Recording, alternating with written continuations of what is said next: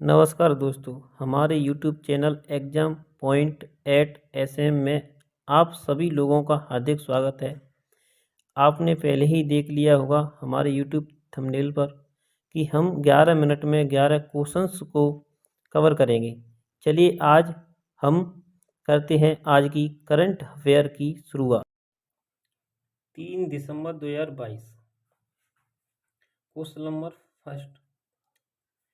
हाल ही में डिजी यात्रा सुविधा किस मंत्रालय के द्वारा जारी की गई है? तो हाल ही में डिजी यात्रा सुविधा नागरिक उड्डयन मंत्रालय द्वारा जारी की गई है।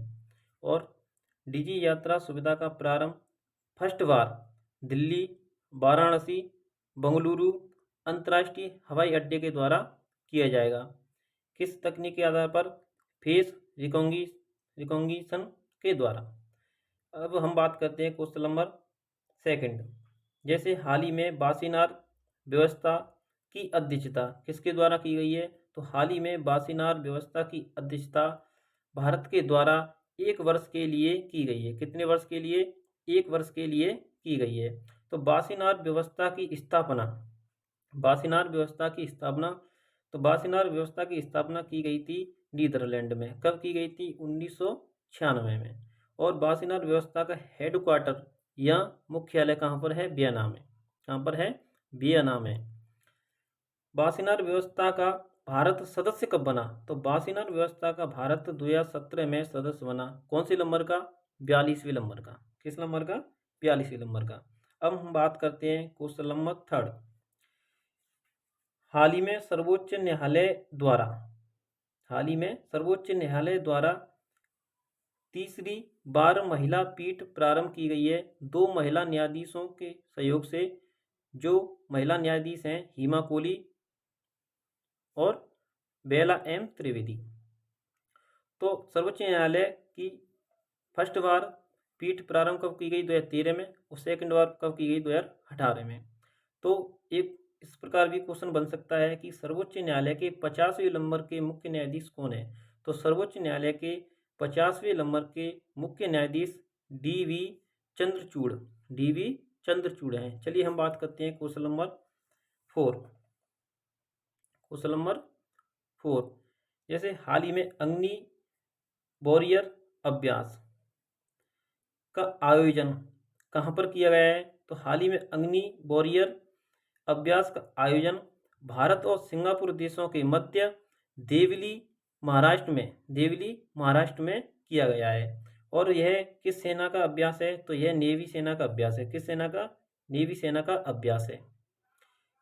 अग्नि वॉरियर अभ्यास किस लिए किया गया है? यह अभ्यास इसलिए किया गया क्योंकि इसमें नई पीढ़ी के उपकरणों का उपयोग किया जाएगा। चलिए हम बात करते हैं क्वेश्चन नंबर 5।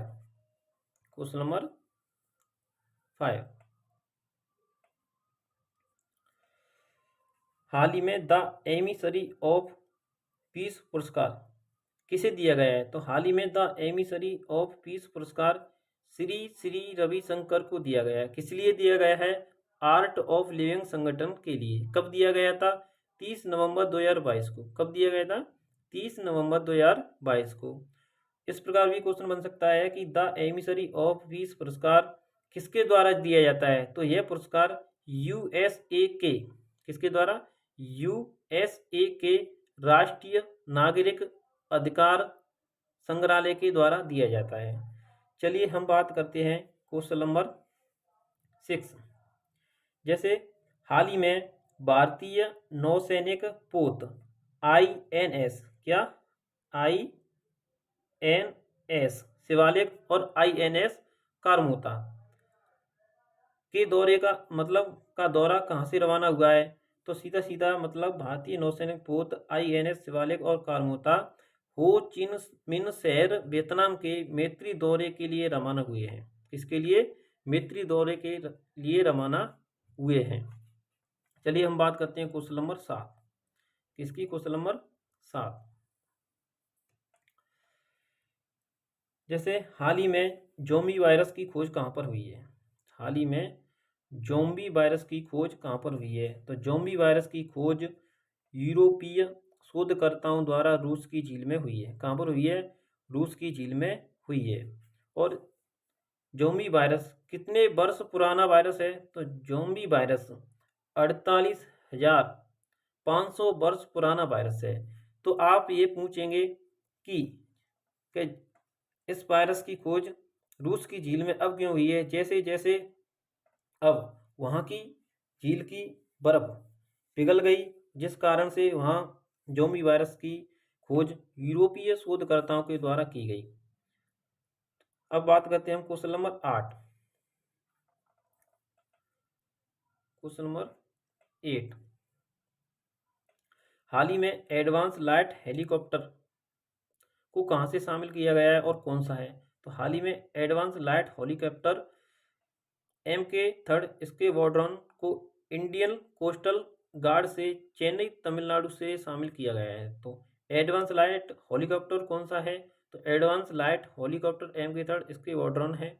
और इसे कहाँ से शामिल किया गया है? तो इसे शामिल किया गया है चेन्नई। कहाँ से? चेन्नई तमिलनाडु से। चलिए हम बात करते हैं question number 9। Question number 9, Prasoon Joshi. तो हाल ही में प्रसून जोशी को उत्तराखंड राज्य के ब्रांड एम्बेसडर के रूप में चुना गया है। तो उत्तराखंड राज्य के ब्रांड एम्बेसडर कौन है? तो प्रसून जोशी है। और प्रसून जोशी को किस बोर्ड की और प्रसून जोशी किस बोर्ड के अध्यक्ष भी हैं? तो प्रसून जोशी फिल्म प्रमाणन बोर्ड के अध्यक्ष भी हैं। प्रसून जोशी प्रसिद्ध गीतकार और कवि व लेखक भी हैं। तो हाल ही में उत्तराखंड राज्य के ब्रांड एम्बेसडर के रूप में प्रसून जोशी को चुना गया है। तो बस सिर्फ यहाँ से यही क्वेश्चन बनेगा कि हाल ही में किसे उत्तराखंड राज्य के ब्रांड एम्बेसडर के रूप में चुना गया है। तो आप सीधा सीधा आंसर इसका दे देंगे कि उत्तराखंड राज्य के ब्रांड एम्बेसडर के रूप में प्रसून जोशी को चुना गया है। अब हम बात करते हैं क्वेश्चन नंबर 10। जैसे हाल ही में सिलहट सिलचर महोत्सव का आयोजन कहाँ पर किया गया है? तो हाल ही में सिलहट सिलचर महोत्सव का आयोजन फर्स्ट बार बराक घाटी असम में किया गया है। तो सिलहट सिलचर महोत्सव का आयोजन पहली बार कहाँ पर किया गया है? तो बराक घाटी असम में किया गया है। किस लिए किया गया है? तो इसका आयोजन बांग्लादेश के साथ द्विपक्षीय संबंधों को किसके लिए? द्विपक्षीय संबंधों को प्रांगण करने के लिए किया गया है। तो इसका शुभारंभ सिलहट सिलचर महोत्सव का शुभारंभ किसके द्वारा किया जाता है? तो इसका शुभारंभ पर्यटन और संस्कृति मंत्री द्वारा किया जाता है। चलिए हम बात करते हैं क्वेश्चन नंबर 11 की। क्वेश्चन नंबर 11 की, हंसराज गंगाराम अहीर ने राष्ट्रीय पिछड़ा वर्ग आयोग के अध्यक्ष के रूप में किया पदभार ग्रहण।